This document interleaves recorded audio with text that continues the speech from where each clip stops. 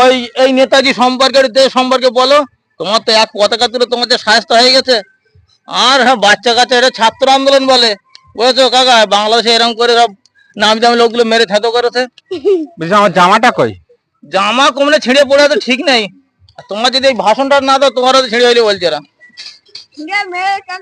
আমার মা খুব কষ্ট পাবে। আমি আসলাম পতাকা তুলতে, আর তোমরা আমরা এরকম করেছো।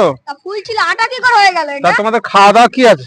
ওই বড় বড় লাড্ডু আর ওই জিলিপি, এইসব আছে আর কি। হ্যাঁ, দেশের কথা আর কি বলবো, দেশের কথা জানে আমার বাপ মা।